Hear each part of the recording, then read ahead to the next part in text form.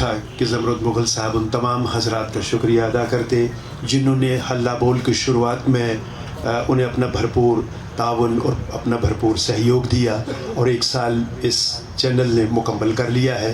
खित्ता पीर पंचाल की आवाज़ बन कर के ये चैनल उभरा है। हमें आपके व्यस्त कार्यक्रम का और आपकी मसरूफ़ियत का शिद्दत से एहसास है। ज़्यादा वक्त हम आपका नहीं लेंगे, लिहाजा जैसे कि मुझे हिदायत मौसूल हुई है भाई ज़मरुद भाई साहब की जानिब से कि आप 2-2 मिनट के लिए इस चैनल के बारे में 1 साल से आपके क्या तजुर्बात रहे हैं, कहाँ ये लैग कर रहा है, कहाँ इसमें इस्लाह की जो है वो ज़रूरत है और कौन कौन से ऐसे ज़रूरी इक़दाम हैं जो इसको उठाने हैं, इन्हें अपने मुफीद मशवराजात से नवाजते हुए अपने ख़यालात से हमें भी नवाजेंगे। मेरी गुजारिश रहेगी जनाब सुहेल मलिक साहब से, तस्कीन ग्रुप ऑफ न्यूज़पेपर्स के चेयरमैन आज तशरीफ़ फरमा हुए सन ऑफ द सॉइल हैं। यही इनकी जो है वो जाए पैदाइश भी है, इसी मिट्टी की ये पैदाइश है और यहीं पर फले फूले भी हैं और जम्मू में जाकर सहाबत की दुनिया में इन्होंने एक नाम भी पैदा किया है। आप यहाँ पर हमारे दरमियान मौजूद हैं, हम आपका खैर मकदम भी करते हैं अपने ही घर में और आपसे गुजारिश कि अपने ख्यालात से हमें नवाजें।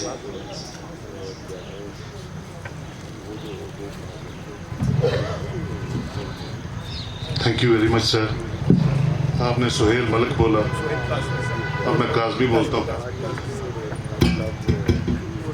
स्टेज पे मेरी बहन जो कश्मीर से आई हैं और कहा कि एक ही लेडी हैं और बेग साहब के साथ मेरी वाबस्तगी 87 में की है जब वो एडवोकेट जनरल बने और 88 में मेरे father in law justice Ali Mohammad Mir elevate हुए, तो जुडिशरी से मेरा काफ़ी ताल्लुक़ है और मैं खुद भी वकालत करता रहा।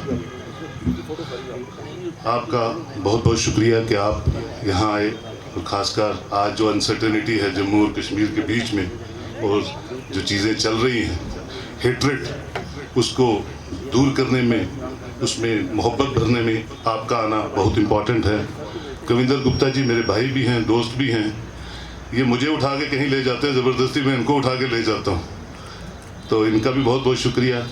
और जुल्फ़कार साहब, जब यहाँ देख रहे हैं आप आगे पीछे तो ऐसा लगता है हम सब एक परिवार, एक कुंबे के सब जुड़े हुए हैं किसी न किसी तरह से। जहांगीर मीर साहब के साथ, नईम मीर साहब के साथ, इकबाल साहब के साथ, अकरम साहब के साथ अवार्ड्स दिल्ली मिले, बॉम्बे मिले, लंदन मिले, कहीं भी मिले, वो चाहे कैश अवार्ड से मिलते हैं, बहुत जगह 1-1 लाख रुपए मिला, लेकिन जब अपनी ज़मीन पे जहाँ आपके बुज़ुर्ग दफन हैं, जहाँ आप पले हैं, जहाँ पैदा हुए हैं, जहाँ गुर्बतों में और इन मुसीबतों में आपने अपना सफ़र शुरू हुआ, वहाँ आपको कोई भी जब कोई छोटी सी एक्नॉलेजमेंट भी करता है तो उसकी खुशी का एहसास, उस मोहब्बत का एहसास करोड़ों अरबों रुपयों से ज़्यादा होता है।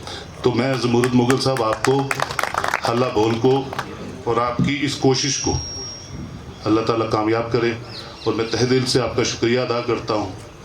आज की दुनिया में और जब हमने कैरियर शुरू किया उस दुनिया में किसी से कुछ मशवरा पूछना और मशवरे का जवाब आना ये बड़ा मुश्किल होता था, लेकिन आज हम तो कोशिश कर सकते, बड़े छोटे से लोग हैं, इतने कुछ भी अचीव नहीं किया अभी ज़िंदगी में, लेकिन कोई अगर मशवरा पूछता है तो एक अच्छे इंसान का काम होता है वो किसी चेयर पे हो या ना हो, उस मशवरे को अच्छी तरह उस मशवरे का जवाब देना, ताकि जो कोताहियाँ हमारे उस इंसेप्शन डेज में रह गई वो हमारे आने वाले जो नए नौजवान हैं उनको वो मुसीबतें ना देखनी पड़े और वो काफ़िला जो है, चाहे वो जर्नलिज़म का है, चाहे सियासी है, वो आगे बढ़े। अब कौन क्या करता है, कैसे करता है, मैं उस पर नहीं चर्चा करूँगा, लेकिन आपको मुबारकबाद इसलिए भी देता हूँ कि आज अगर कोई जम्मू कश्मीर की सही तौर पे कोई रहनुमाई कर पाता है और कोई अगर बेड़ा गर्क कर रहा है वो सोशल मीडिया। अब रहनुमाई करने वाले कौन हैं? वो आप जैसे भाई हैं जो इन्वेस्टिगेटिव जर्नलिज्म करते हैं, पहले एक पर्सनालिटी के बारे में पूरा पूछते हैं, समझते हैं, पढ़ते हैं, फिर उसका इंटरव्यू करते हैं। एक वो हैं जो परसों मेरे पास एक लाइव प्रोग्राम करने आ गई बच्ची और कहती मुझे लाइव करना है, और करते करते बोलती अभी सुहेल आज़म साहब आपके साथ बात करेंगे, तो काज़मी से आज़म बन गया मैं। लेकिन हम हंसते हैं क्योंकि आज जो मोबाइल पकड़ लेता है वो जर्नलिस्ट बन जाता है।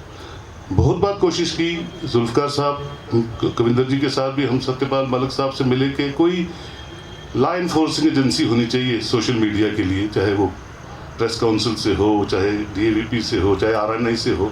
लेकिन सुनते हैं कि बन रही है, कल बन रही है, परसों बन रही है, लेकिन नहीं बनेगी तो समाज ज़्यादा टूट रहा है, समाज ज़्यादा तबाह हो रहा है और सोसाइटी डिवाइड हो रही है अननेसेसरली। तो जो अच्छा जर्नलिज्म है, मेरी पब्लिशिंग हाउस में 19-20 अखबार छपते हैं। 19-20 अखबारों में शायद 2-3 को ही अपने अखबार में पता होता है लगा गया है, क्योंकि every section of society thinks that being fourth pillar of democracy, media, it's like a white elephant. आप इस पे चढ़े, आप बोले मैं एडिटर हूँ, आप जहाँ मर्जी जाएं वो दरवाज़ा खुल जाएगा, राजभवन खुल जाएगा, जो अनफॉर्चुनेट है। राइट लोग राइट प्रोफेशन में आए, राइट लोग राइट तरीके से रहनुमाई करें उस प्रोफेशन की, तो मैं समझता हूँ कि हमारा समाज खिल सकता है, फल फूल सकता है। फ़ायदा क्या हुआ सोशल मीडिया और इस पूरे मीडिया का, कि पॉलिटिशियनों के लिए खासकर, क्योंकि मैं इस खित्ते में हूँ और मैं कल भी उनको बता रहा था, जब हम छोटे थे तो यहाँ से हमें अम्मी या अब्बा ने कभी टेटनेक्स का इंजेक्शन लगवाना होता था तो सुबह 3:45 बजे बस चलती थी, जहांगीर साहब को पता है, और रात को 1-2 बजे जम्मू में वो बस पहुंचती थी। बस भी वैसी थी, हालात भी हमारे वैसे थे और डॉक्टर भी वैसे थे, तो आप अंदाज़ा कर लें कि किस दौर से पीर पंचाल गुजरा है। और जब मैं कल आया यहाँ तो मैंने देखा कोई चेंज ज़्यादा हुई नहीं है। अब आप जिसको मर्जी एक्यूज़ करें, उसको करें, इसको करें, उसको करें, लेकिन मैंने कहा नहीं, अभी भी हम वहीं हैं। हम शायद 70s की बात कर रहा हूँ, 68 की बात कर रहा हूँ, तो मैं 70s में पहुँचा हूँ, लेकिन 2020 वाला कुछ दिखता नहीं अभी आगे पीछे। 98 में फारूक साहब यहाँ से एस चीफ मिनिस्टर मंडी लॉरेंस से ट्रैकिंग करते हुए गुलमर्ग निकल गए। उसके कुछ दिनों बाद मैं उनसे मिला किसी बात पे, तो मैंने कहा सर कैसा रहा आपका एडवेंचर, और ये वो एज़ यूजुअल बड़े हंसे और बड़ा मज़ेदार हुआ ये वो। तो मैंने कहा अगर आप वो थोड़ा सा 5-6 किलोमीटर एरिया जोड़ दें सर, तो हम लोग भी जो वहाँ के लोग हैं, बुढ़ा अमरनाथ पिलग्रिम टूरिज़्म थोड़ा सा चल पड़ेगा। लोग बहुत परेशान हैं सर, लोरन और मंडी टूट जाता है सर 6-6 महीने। मुर्गियाँ बेच के लोग और लकड़ी बेच के उस ज़माने में अपना गुजारा करते हैं। तो उन्होंने बड़े खूबसूरत अंदाज में, उन्हीं की आवाज़ में मैं आपको सुनाऊँगा। Very nice, it's excellent. फिर मैं 2000 में उनसे मिला, मैंने कहा सर वो मैंने बोला था उसको जोड़ दो, क्या फ़र्क पड़ता? कहता मैंने बोला था उसको, देखो वो नहीं हुआ, हो जाएगा। 2021 हो गया। मुफ्ती साहब के वक्त वो थोड़ी सी रोज की शुरुआत हुई थी, मुझे नहीं पता अब कहाँ है वो। हम 47 से पहले प्रिंसली स्टेट हुआ करते थे। आप पुंछ की हिस्ट्री पढ़े, Poonch used to be princely state, much better than Jammu Kashmir state. Reasi was a state, Kathua was a state with 1 tehsil, I think Poonch was with 2.5 tehsil, Bagh, Pallandri, Murree. और इस प्रिंसली स्टेट को 2021 में जब हम देखते हैं तो वहीं पे ये सब चीज़ें अनफॉर्चुनेट क्यों हुई, कैसे हुई, मैं उस पर चर्चा नहीं करूंगा। मैंने एक ही इंसिडेंट आपको बताया 98 का। एक पुल सफीना जी यहाँ दुरुंगली नाला, उसको हम दुरुंगली नाला बोलते हैं, बसें पाकिस्तान चली, वहाँ से फिर एक जियालाल इंजीनियर को वापस भेजा उस ज़माने में कि वो जिंदा बच गया, बाकी पैसेंजर मर गए। तो एक शेर कश्मीर ब्रिज बना, वो भी जब अर्थक्वेक आया तो यहाँ हिल गया। अब कितनी चीज़ें हैं, मैं आपको अगर गिनवाना चाहूँ तो बहुत कम हो जाएंगी, लेकिन आज वक्त बदला है, अल्लाह की तरफ से बदला है। और जब अल्लाह की तरफ से whenever we play with the nature, nature rebounds back। और ये रिबाउंडिंग जो हुई है अल्लाह की तरफ से हुई है कि अब आप सबको अकाउंटेबल होना है, whether you are in administration, whether you are in politics, whether you are in journalism, whether you are in business, you have to be accountable। और अकाउंटेबिलिटी कैसे आएगी? वो नहीं होगा कि लद्दाख में आपने कुछ बोला और पुंछ में वो 6 महीने बाद पहुंचता था, और पुंछ में कुछ बोला तो फिर आप दिल्ली 6 महीने बाद पहुंचता था। जो आप यहाँ बोलेंगे वही 2 मिनट बाद लद्दाख में सुना जाता है आज, और आपके चेहरे के साथ सुना जाता है। ये डिजिटल प्लेटफॉर्म्स का जो है फ़ायदा हुआ।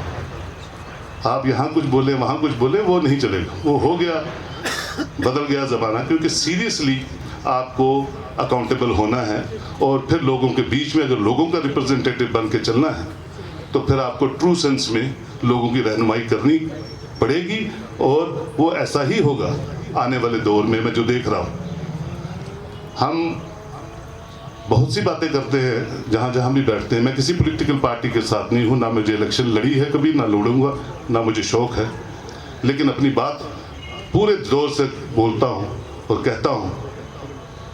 और हम लोग जो है पीर पंचाल के लोग, अभी कुछ दिन पहले जहांगीर साहब कुछ लोग मेरे पास आए कि हमने पीर पंचाल फोरम बनानी है, आप उसके ये बनिए। मैं कहता मुझे कुछ नहीं बनना, लेकिन आप बिल्कुल फोरम बनाइए, चुनाव वेलफेयर फोरम भी बनाइए, और अपने जो भी हैं वो एक अच्छे ढंग से रखिए, ताकि कोई बात कहीं से भी आए उसका काउंटर या उसको उस पर चर्चा करने के लिए कोई फोरम होना चाहिए।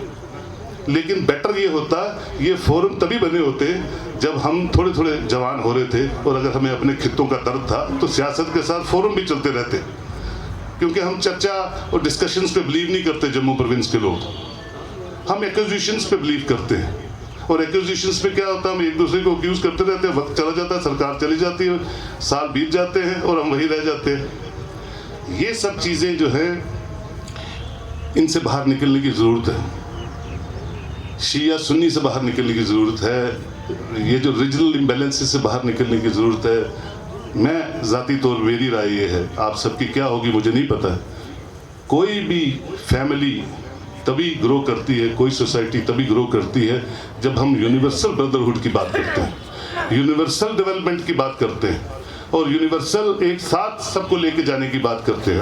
अल्लाह ने किसको क्या बनाना है वो अल्लाह बेहतर जानता है, किसको एमएलए बनना है, मिनिस्टर बनना है, क्या बनना है वो अल्लाह बेहतर जानता है। लेकिन बनने के बाद वो कितना पीपल फ्रेंडली है, और वो कितना अपनी कॉन्स्टिट्यूंसी सेंट्रिक है, या वो कितना अपने उस इलाके की खिदमत कर सकता है, उसके लिए बहुत से रास्ते हैं, बहुत से तरीकाकार है। सबसे बड़ा तरीकाकार उसकी ज़बान है, और जब ज़बान आप करें ना करें, किसी की हेल्प हो सकती है, हर एक की हेल्प नहीं आप कर सकते, लेकिन आप उसको, पुंछ से कुछ लोग आते हैं जिनको ब्लड चाहिए होता है जम्मू में, बड़ी छोटी सी बात, लेकिन ब्लड भी आज मुश्किल है, ब्लड बैंक्स में जाना पड़ता है, ब्लड देना पड़ता है, उसके एवज में ब्लड मिलता है। लेकिन अगर हम जम्मू बैठे हैं तो हम कोशिश करते हैं किसी ना किसी तरह कि कुछ हो जाए यार, चल, ये उम्मीद से आया।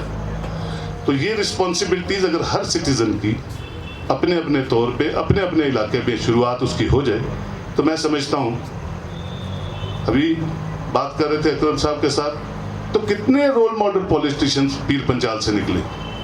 मैं इनसे कल कह रहा था कि सिकंदर हयात खान साहब से जब मैं 3-4 बार पीओके के प्रेसिडेंट, उनका एजे के, हमारा पीओके, जब मैं मिला तो उन्होंने मुझे अपने घर ले लिया। उन्होंने कहा बेटा मैं मेंढर का हूँ, मैं मोहम्मदीन बांडे साहब का स्टूडेंट हूँ, जो यहाँ के मोहम्मदीन बांडे थे, मेरे वालिद भी उनके स्टूडेंट। उन्होंने मुझे बहुत से गिफ्ट दिए मोहम्मदीन बांडे साहब के लिए, मीर पुंछी साहब के लिए, और फिर मुझे वो स्टोरियाँ पूरी सुनाने लगे। और मैं कल जब मेंढर को देख रहा था सड़कों को, मैं कहा यार ये सिकंदर हयात खान साहब भी थे पैदा हो, बड़ा बुरा हाल है। उसी तरह एम एम पुंछी साहब, my lord the chief justice of supreme court of India, he was also from Mendhar. यहाँ की पुंछ की अगर आप हिस्ट्री को केडी मैनी साहब बताएंगे आपको कि कौन कौन सी शख्सियतें यहाँ से निकली, और किस, हाँ गिरधारी लाल नंदा जी, बहुत से लोग जब पुंछ से, जिनके ऊपर डिबेटें बॉम्बे में होती हैं, दिल्ली में होती हैं, सेमिनार्स होते हैं, लेकिन जब पुंछ की बात करें तो फिर वही। तो हमारा सबका कसूर है इस पूरे इलाके को पीछे रखने में, या बड़ी बड़ी चीज़ें हैं जहाँ से हम आगे बढ़ नहीं सके। और खुशकिस्मती देखिए कि IAS बच्चे अब हमारे बन रहे हैं, KS हमारे बच्चे बन रहे हैं, जजेस बन रहे हैं, सब कुछ बन रहे हैं, और उससे एलिवेट होना चाहिए। कालाबन में चौधरी मसूद साहब एक रोल मॉडल निकले, और वो additional director general of police बने, और वहाँ वो वाइस चांसलर बने पहले, लेकिन सड़क कहते हैं वहाँ भी 2 साल पहले पड़ी। उसी तरह बहुत सी चीज़ें हैं जो हो सकती थी और जो करवा सकते थे। और मैं आपको यकीन दिलाता हूँ कि रजौरी पुंछ के लोग ऐसे हैं कि अगर वो बैठ जाएं जुल्फ़िकार साहब किसी के साथ, और अगर वो शेर सुना के उससे अपनी बात ना मनवा ले अपने काम पे जब जाते हैं सेक्रेटरी तो करवा के ही आते हैं। उसी तरह वो जज्बा अगर ये शुरू हो जाए कि ये रजौरी पूछना मसला उसी तो मैं 10,000 शेर सुनाने इस चीफ मिनिस्टर हूँ, तो मुझे नहीं लगता वो काम नहीं होगा।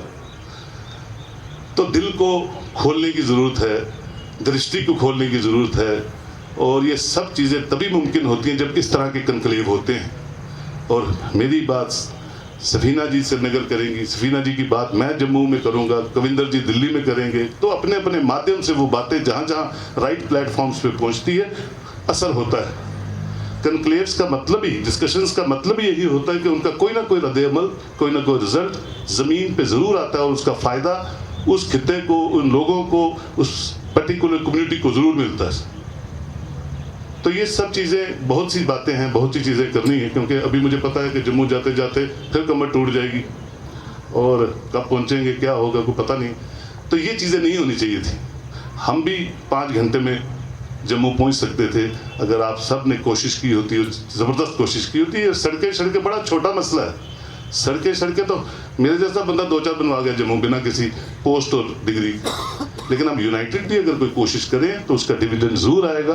और जहां हमारे हुक्मरानों ने नहीं सुना 70 सालों में, ये मैं आपको बता दूं, वही नेचर रिबाउंड मारती। और नेचर से बढ़ के कोई चीज़ नहीं। जहां अल्लाह का फैसला शुरू होता है वहीं से शुरुआत होती है। और वो फैसले, वो दौर जो है अकाउंटेबिलिटी के, वो शुरू हो चुके हैं। और उसमें सरकारों को आप मत बोलिए कि बीजेपी पार्टी ये कर रही है, फलानी पार्टी। पॉलिसीज़ बनती रहती हैं, लोग आते रहते हैं सरकारों में। पॉलिसीज़ किसी भी मुल्क की नहीं रुकती। जिस तरफ भी CA bill, NRC bill Manmohan Singh साहब के टाइम 2011 में पार्लियामेंट में टेबल हुआ, मोदी जी ने आके निकाल दिया। मुझे किसी रैली में बुलाया गया तो मुझे कहते थे ये तो एंटी मुस्लिम्स। मैं कहा मुझे एक्ट दो, मैं एक्ट पढ़ा, सब कुछ पढ़ा और मुझे दिखा नहीं हाँ कुछ। तो बिल किसी सरकार में आता है, पास कोई होता है। मुजफ्फराबाद का वो जो लेइंग स्टोन फाउंडेशन था वो फारूक साहब ने रखा, इनाग्रेशन मुफ्ती साहब ने, बसें अब रुक गई। अब सुचेतगढ़ बॉर्डर की बात हो रही। तो कहने का मतलब ये है कि हम सब का फर्ज बनता है as a citizen of India, as a citizen of Pir Punjab, as a civilised citizen to present our problems before the right podiums. And उनसे गुजारिश और दुआ करनी है कि वो राइट पोडियम इन राइट चीज़ों को समझे। Jammu province as a whole neglected रहा है बहुत चीज़ों में। और मैं as a Muslim Jammu province का होते, मैं सच बताता हूँ आपको, बहुत सी चीज़ों पे सफोकेट फील करता था, हूँ और आगे भी कितनी देर होऊंगा। क्यों? क्योंकि ये जो आपको हायरार्की में टांगे दबा के अपनी बात करवानी है, टांगे दबा के नौकरी लेनी है, ये चलन खत्म होना चाहिए। जम्मू में मेरिट पे आने चाहिए बच्चे। और ये जो बच्चे मैं आपको जिक्र कर रहा हूँ सब मेरिट पे आए। लद्दाख ऑटोनॉमस हिल डेवलपमेंट काउंसिल, मैं 20-22 बार लद्दाख गया हूँ और मैं आपको सच बताता हूँ कि वो बच्चों ने एक ही, पूरी लद्दाख ने एक ही बात सोची थी। वो यूनियन टेरिटरी आज की नहीं मांग रहे थे, वो तो 30 साल से मांग रहे थे। और उनका 96 में मेरे पास एक प्रेसिडेंट आया, उन्होंने कहा जनाब जब ये बजट मांगने जाते हैं हमारे मुख्यमंत्री दिल्ली में तो बोलते हैं जम्मू कश्मीर, वो लद्दाख, वहाँ एरिया बताते हैं। जब फंड्स बांटने की बात आती है तो बोलते पॉपुलेशन कितनी है लद्दाख की, कह रहा इतनी सी दे दो।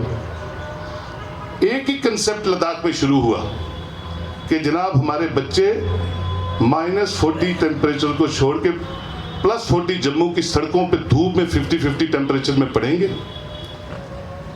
उसका नतीजा ये हुआ 20-30 साल की उनकी एक्सरसाइज का तरीका हुआ और किसी से बात नहीं करेंगे, ना गोरखा से बात, अपनी कम्युनिटी के बाहर बात नहीं करेंगे किसी से, ना किसी के साथ रहेंगे, सिर्फ एजुकेट होंगे।